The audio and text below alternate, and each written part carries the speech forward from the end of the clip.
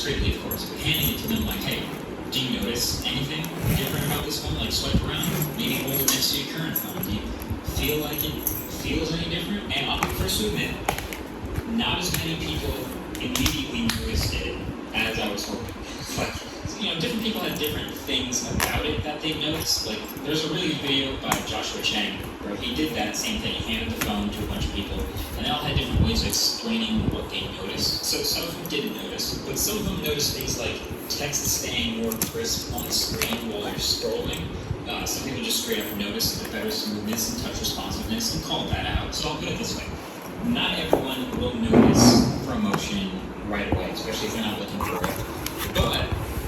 But I'm not crazy. It's not like I have special eyes or anything. So I guarantee you this: if you get somebody used to 120 hertz or just higher refresh rate in general, and they use this phone for a couple weeks, a couple months, and then you hand them back a 60 hertz phone, they will notice that difference, and they won't want to switch back to it. Basically, I think people who buy this Pro iPhone and get used to promotion won't want to switch back to a 60 hertz iPhone, just like people who switch to a higher refresh rate Android phone don't want to switch back either. But also, I'm kind of hoping Apple doesn't ship another 60 hertz iPhone next year. They definitely could, but I'm hoping like 90 hertz, at least, something like that.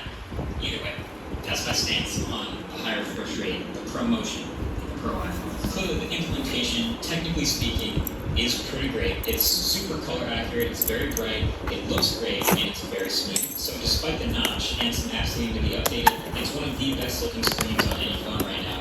And going with LTPO, let these phones with their new higher refresh rates also beat battery champs. So this is the second big thing about these new phones, which is, holy smokes, man, the batteries got really good. Now there's a couple different compounding factors that all power each other make this happen. The fact that the ProMotion dips below 60 hertz to save you battery when you don't need it is number one. But number two, the A15 Bionic is more efficient than last year.